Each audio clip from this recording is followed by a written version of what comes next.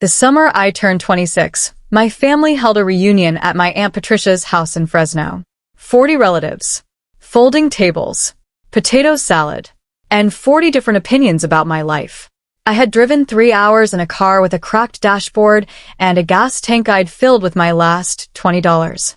I parked, smoothed my shirt, and told myself it would be fine. It was not fine. My cousin Claire found me near the food table within the first 10 minutes. She had on a blazer at a backyard cookout, which told you everything you needed to know about Claire. She looked at me the way you look at something you feel sorry for, but don't want to touch. "Emily," she said, loud enough for the surrounding tables to hear, "are you still figuring things out?" Laughter moved around the table like a wave. Comfortable, easy laughter, the kind that comes from people who have never had to worry about $20. I smiled. I had practiced that smile my whole life around these people. "Something like that," I said.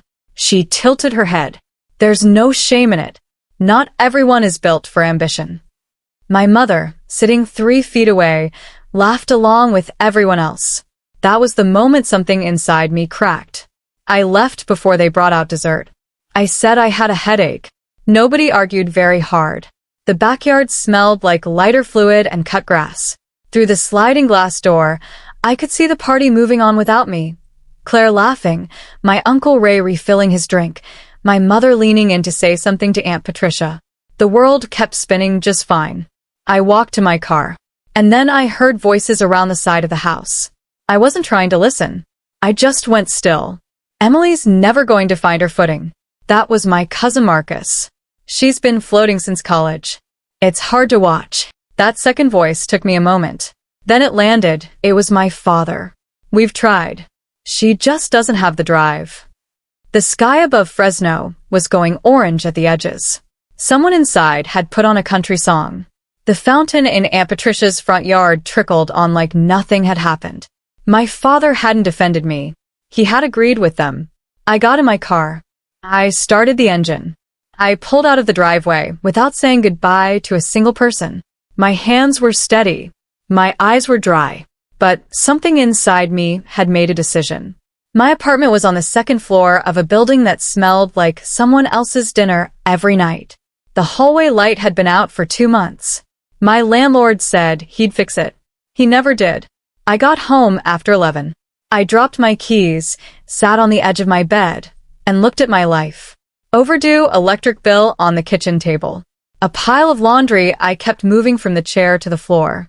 A mini fridge that hummed so loud some nights I fell asleep to it. I was working at a copy shop 5 days a week and waitressing 3 nights. My checking account had $54 in it. I had student loans I wasn't keeping up with and a lease that cost more than it should. This was my actual life. Not the story people told about me, the sad one, the floating one. The real one with its real weight. But here is what nobody knew.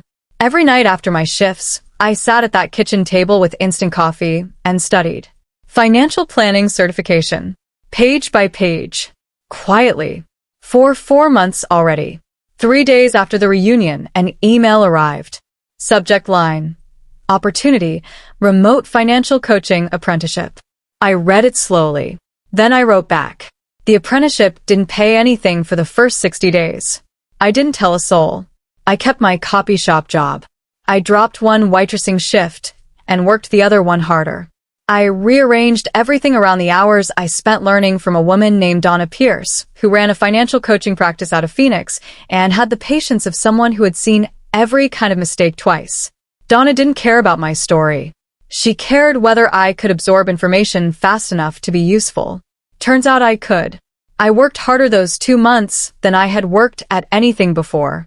By the end of 60 days, Donna offered me $12 an hour to assist her part-time.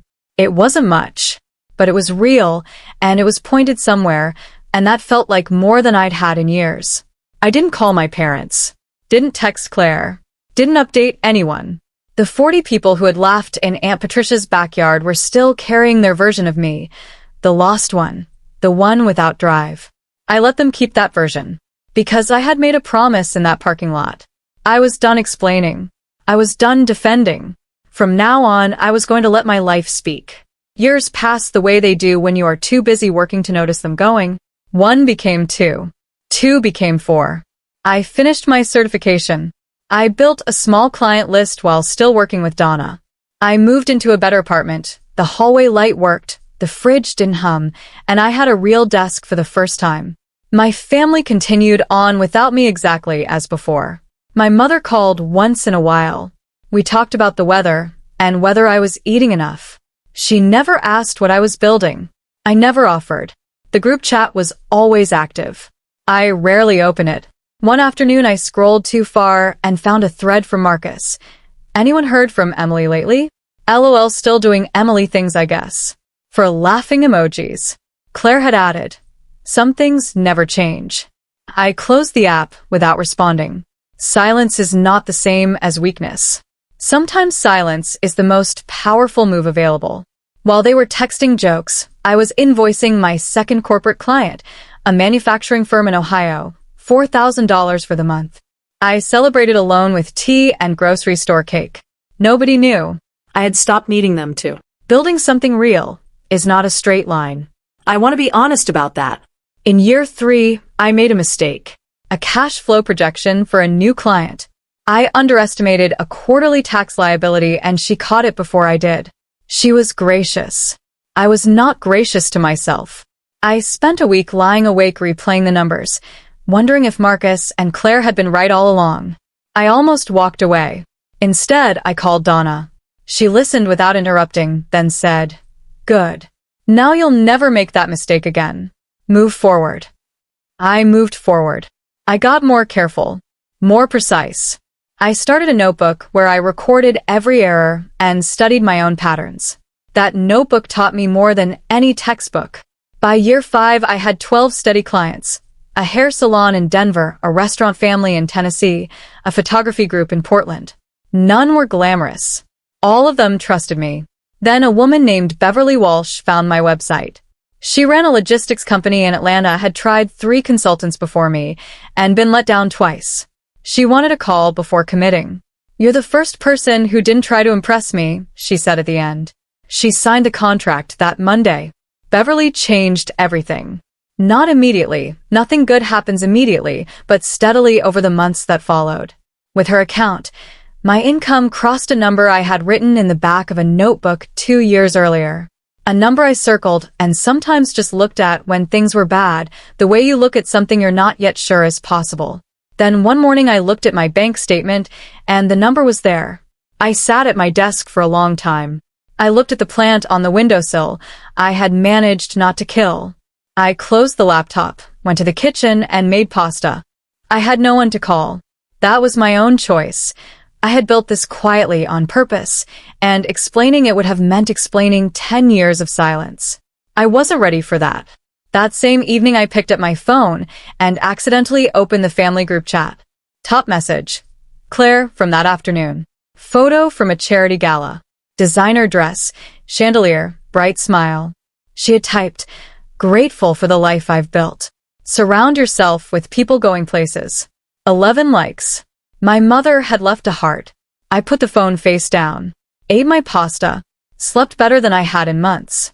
The invitation came on a Wednesday. My mother texted it, forwarded from Claire's message to the family group. Fontaine Family Reunion, 10 years strong. Hosted by Claire and Brandon at their home in Scottsdale, Arizona. Saturday, July 14th. RSVP by July 1st. We can't wait to celebrate together. There was a photo attached. Claire had made a flyer. Pale gold background, scripted font, a little illustration of people clinking glasses. It looked like a wedding save the date. 10 years. 10 years since Fresno. I read the message 3 times at my kitchen table with my coffee going cold. Then I read the note my mother had added below. "Emily, I hope you'll try to come this time. I know things have been hard for you. Maybe it'll be good to reconnect. I know things have been hard for you." She still thought I was the woman from Fresno. The $54 account. The cracked dashboard. The floating. After 10 full years, she had simply assumed nothing had changed. I set my phone down, went back to work, but I thought about it all day. The gold flyer. The backyard in Fresno. My father's voice at the side of the house. Claire's face when she said not everyone is built for ambition. The RSVP deadline was 2 weeks away. I thought about not going. I had excellent reasons. Too busy, true. Scheduling conflict, easily arranged.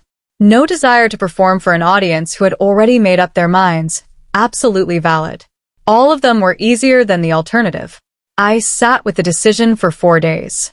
I thought about the woman who had driven home from Fresno in the dark with steady hands and dry eyes and a promise coiling in her chest. I thought about what she had wanted. Not revenge. This was never about revenge. It was simpler. She had wanted to stop being invisible. She had wanted to be seen as she actually was, not as the story other people told. One morning I was getting ready for a client call and caught myself in the mirror. Not just glancing, actually looked. I was standing straight, shoulders settled. I looked like someone who knew exactly where she was going and had stopped waiting for permission. I walked to the kitchen, picked up my phone, opened my mother's text, typed one word, yes. Sent it before I could overthink it. Made my coffee. Started my call. The door had opened. I want to be clear about what the next 2 weeks look like because I know how these stories get told. I know the temptation to say there was a shopping montage and a grand reveal planned down to the hour. That is not what happened. What happened was that I kept working. I closed a contract with a new client in Memphis. I finished a quarterly review for Beverly that she emailed me about afterward. Emily, I genuinely don't know what I'd do without you. I printed that email and put it in my desk drawer.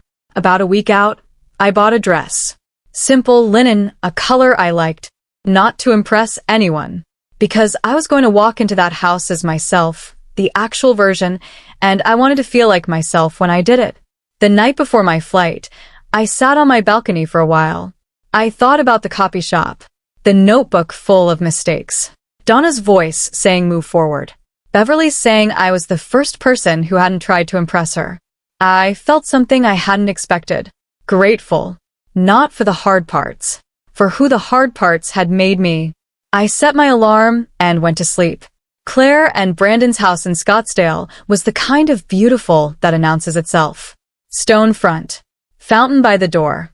Palm trees that were definitely planted. A catering van in the side yard. This was not a potluck situation. I arrived mid-afternoon when the party was already moving. Patio tables, music from inside, children sprinting across the lawn. Same energy as Fresno. The same clusters, same comfortable body language, same drinks at the same angles. I walked in quietly. No announcement. That was always my way. Nobody registered me at first. Then the double take started. Aunt Patricia narrowing her eyes from across the yard. Marcus with his head tilted. A few cousins doing that thing where they recognize a face, but can't place the version in front of them. Marcus came over first. Emily, you actually came. I actually came, I agreed. He looked at me the way people look when the furniture has been rearranged and they can't name what changed. You look different. People do, I said pleasantly. Then Claire appeared. White wine, practiced smile, the confidence of a woman in her own home. She looked at me a half-second too long. Emily, I wasn't sure you'd make it. I flew, I said. The smile didn't move, but something behind her eyes did. The joke started within the first hour, faster than Fresno, but not surprising. Marcus asked if I was still in the service industry, with the casual delivery that means the question isn't really a question. Aunt Patricia asked if I was seeing someone, then answer herself. You are always so wrapped up in yourself. I figured romance just wasn't your thing. Said like a compliment. Claire's neighbor Bridget, someone I had never met, asked what part of town I lived in, then gave the slow nod of someone deciding how much to invest in a conversation. I answered everything simply. No edge, no extra information, no defense. 10 years of client meetings had taught me the most powerful thing you can do when people make assumptions is give them nothing to confirm. Stay calm. Stay open.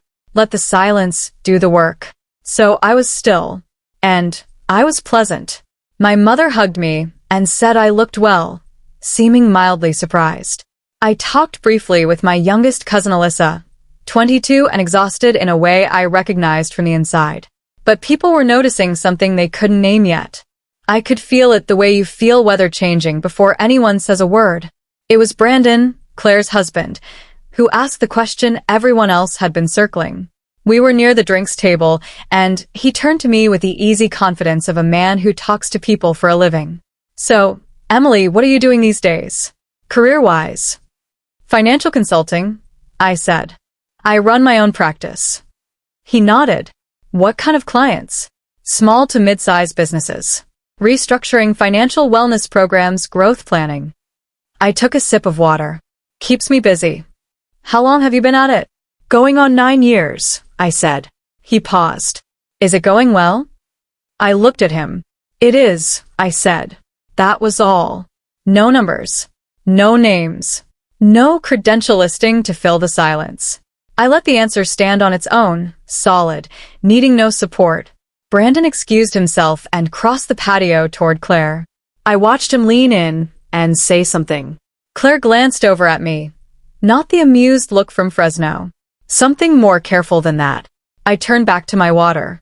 Around me, I heard consulting float past in 2 separate conversations within 5 minutes. Curiosity had entered the room. And curiosity, I had learned, was far more useful than any announcement. About an hour before dinner, a man I didn't recognize came in through the side gate with his wife. Claire greeted them warmly, friends of hers and Brandon's, not family. His name was Warren Cole. Mid-50s, calm in the way that comes from not needing to prove anything. He worked in business development corporate partnerships. We ended up near each other at the edge of the patio. You're not family, he said. Not a question. I am, actually. Fontaine sighed. He turned toward me. What do you do? Financial consulting. Independent practice. Something shifted in his expression. He asked about my clients. I described them by size and sector without using names. He asked a follow-up. Then another. Within 4 minutes we were in a real conversation, the kind I had at conferences, not cookouts. I've been looking for someone to do a financial health audit on 3 portfolio companies, he said. Would you be open to a conversation next week? I handed him a card. He looked at it. Good. I'll call Monday. He moved back toward the party. I turned and found that half a dozen family members had been within earshot the entire time. Marcus was standing 4 feet away with his plate frozen halfway to his mouth. After Warren Cole walked away, the energy of the yard shifted. I felt it before I saw it, a change in pressure, the way a room gets before something important is said. Whispers traveled. I didn't need the words to understand the pattern.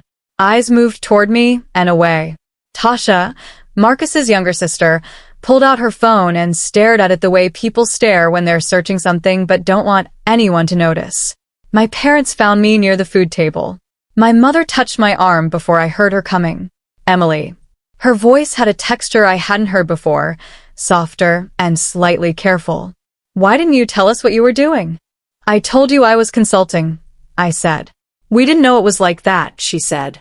My father stood beside her, looking at the tablecloth. We're proud of you, he said.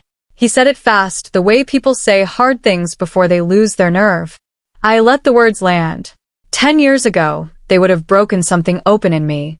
Now they just settled, like rain on ground that had already done its work. Thank you, I said. Across the yard, Claire stood at the patio doors with a fresh glass of wine. She was not smiling. Claire appeared at my shoulder just after the sun dropped behind the hills and the party lights came on. She came without her usual audience, which surprised me.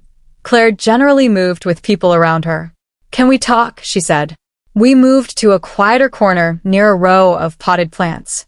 The fountain sound reached us from the front of the house. You've done well, she said. She made it sound like something she was granting me. I have, I said simply. She held her wine glass with both hands. People are saying you work with significant clients. I've been fortunate to build good relationships, I said. A pause. You could have mentioned it. Instead of going quiet for 10 years. I tried mentioning things once, I said, and was told I wasn't built for ambition. So I stopped mentioning and started doing. She looked at me for a moment. Then, almost as a side note, too casual to be genuine. We've had a rough quarter at the firm. Brandon and I have been looking at restructuring options.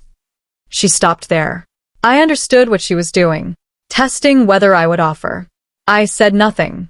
I held the same pleasant expression I had worn all day. The silence stretched. She looked away first.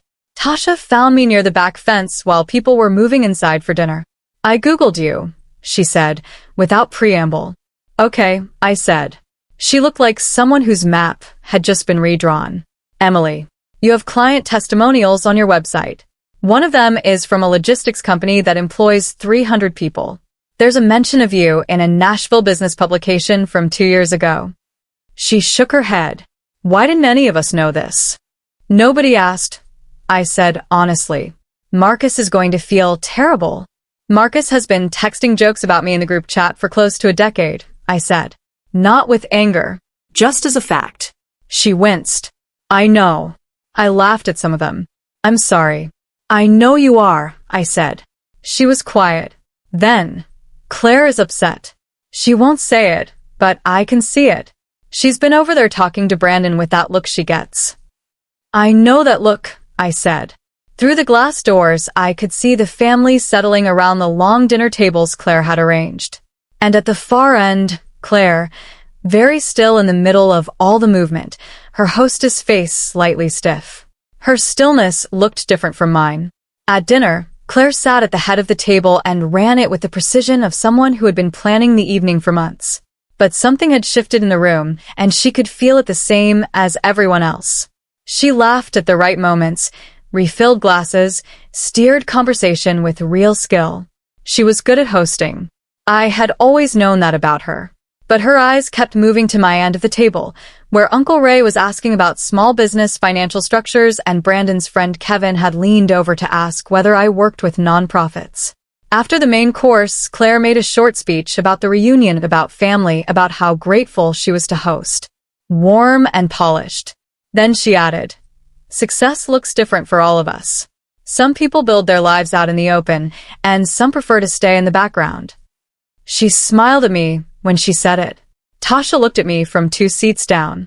I gave her a small smile back. In my chest, I noticed something unexpected. Not satisfaction. Not anger. Something softer. A kind of sadness for Claire, who was working so hard to hold a position that was already shifting beneath her. I stepped out to the side yard after dinner for some air. Tasha followed a few minutes later. Can I tell you something? She said. Sure. She looked back at the house. Claire and Brandon are in trouble. Financially. She'd never say it, but I heard her on the phone a few months ago. They've been borrowing against the house. I thought about the fountain out front, the catering van, the gold flyer, the designer dress. I understood now what I was looking at, not success, but the performance of it. Maintained at real cost. I had been somewhere like where Claire was standing, in a different way. The difference was that I had learned, through years of difficulty, to stop performing and start building. Claire was still performing. The stage was getting expensive. I didn't feel good knowing this. She was still my cousin. Still the girl I had grown up with at every holiday going back 30 years. Then, through the glass of the back door, I heard her voice rise, sharp and unguarded. She's been in the background for 10 years because she had nothing worth showing. Don't be fooled by one business card. The yard went very quiet. Several people inside had heard that too. I walked back inside. Not with drama, just walked in the way I had walked in all day, steady and unhurried. The room was quiet in the specific way rooms get when something has been said that cannot be unsaid. Claire saw me from across the room. Her expression moved through several things quickly. Then she lifted her chin. Emily. Her voice had the brightness of something held too tight. I was just saying how private you've always been. I heard what you said, I told her. The room stayed still. She kept her chin up. I'm being honest. You disappeared. For 10 years this family heard nothing from you, and now you show up with a business card, and everyone acts like you're something remarkable. Something real had gotten into her voice now, not Hostess Claire. The other one. What are we supposed to have been missing? I waited until I was sure she was done. I didn't disappear, I said. My voice was even. I was here the whole time. I just stopped explaining myself to people who had already made up their minds. I looked at her. I heard what you said in Fresno, about not being built for ambition. I decided to stop arguing and start proving it wrong. The room held its breath. I had not planned to say everything. But the room was quiet, and these were my people. Even when they were wrong about me, they were still my people, and I was done with the careful version. So I told them. The copy shop, the waitressing shifts, the $54, Donna Pierce, and the unpaid 60 days, and the mistake in year 3 that almost broke me, and how I got back up. The notebook where I recorded every error so I could learn from it. Beverly Walsh saying I was the first consultant who hadn't tried to impress her. I didn't give numbers. I didn't name clients. This wasn't a victory speech. I was just telling the truth. The actual truth, not polished, not designed to land any particular way. Just the real sequence of events that had taken me from Aunt Patricia's backyard to this room. When I finished, nobody spoke for a full minute. My mother had both hands over her mouth. My father was staring at the table. Tasha had tears on her face she hadn't noticed. And Alyssa, 22, quietly exhausted in a way I recognized, was looking at me like someone who had just realized a door existed that she didn't know was there. Things changed in the room after that. Not cleanly, real things never do, but visibly. My mother crossed to me and held on for a long time without saying anything. When she pulled back, her eyes were red. She started to apologize, and I told her quietly it was okay because I had made peace with that part a long time ago. The apology landed softly, like something I no longer needed to carry. My father came over a few minutes later. He didn't hug me, that wasn't his way. He stood beside me and said, "I said something in a parking lot once that I shouldn't have. I think you heard it." "I heard it," I said. "I've thought about it more than you'd know," he said. That was enough. That was more than I had expected. Marcus was very quiet. He looked like a man reviewing a decade of text messages and not enjoying what he found. And then there was Claire. She hadn't moved from where she was standing. Not the hostess, not the cousin in the blazer at the backyard cookout. Just a woman who looked, for the first time I could remember, genuinely uncertain. Alone in a room full of people. People began drifting back outside as the evening settled into something quieter. The plates were cleared. Someone put on softer music. Marcus pulled me aside near the kitchen doorway. He was awkward about it the way people are when an apology is overdue. "The group chat stuff," he said. "All of it." "I'm sorry, Emily." "I know," I said. And I did. I could see it on him. I talked to Alyssa by the back fence for a few minutes. She asked careful questions. How I started. What the first step actually looked like. Whether I had been scared. Yes, I told her. Every single day for the first 2 years. Fear didn't mean stop. Claire found me in the kitchen just before 10. We were alone. She had her arms crossed like she was cold, though the house was warm. She looked at the floor. Then at me. "I need help," she said quietly. "The business situation is real. I don't know where to start." I looked at her. My cousin. 36 and scared. "I know someone," I said. "She's not me. Conflict of interest. But she's the best I know. I'll send you her number." Claire looked at me for a long moment. Something moved across her face. Not quite gratitude yet, more like the registering of something unexpected. "Why would you do that?" she asked. "Because you're my family," I said. "That's all the reason I need." She nodded once. She didn't say anything else, and I didn't need her to. I went back to gather my bag. The party was winding down. Hugs near the front door. My mother holding my hand for an extra second. Alyssa asking if she could text me, and me saying yes anytime. I thought about what I had expected this evening to feel like, back when I'd first typed that one word RSVP. I had expected something louder. A reckoning with clear sides and a clear outcome. The fantasy version of this night had sharper edges. What I was walking out of instead felt quieter and more real. Not a performance of winning. Just the natural end of a long story finally told out loud by the right person, the one it had actually happened to. I had walked into Claire's house as the woman people had been wrong about for 10 years. I was walking out as just myself. That was more than enough. I left Scottsdale the next morning on an early flight. I sat in the gate with a coffee and watched planes taxi in the gray light and thought about the last 10 years the way you think about things when the noise finally goes quiet enough to let you. The copy shop. The flickering hallway. The $54. The notebook. The mistakes. Beverly Walsh saying I was the first person who hadn't tried to impress her. The morning the number in the back of the notebook became real on a bank statement. 3 weeks after the reunion, Warren Cole's assistant called. I signed the engagement agreement that Friday, the largest single contract I had taken on in 10 years of practice. I sat at my desk and looked at my plant on the windowsill. The afternoon light came through low and warm, the way it does in late summer, and made ordinary things look briefly golden. My phone had a text from Alyssa asking if I had time to talk. I wrote back, yes. Call whenever. I thought about what Claire had said in Fresno a decade ago. Not everyone is built for ambition. I closed my laptop, went, and made dinner. They spent 10 years laughing at my life. I spent 10 years building it.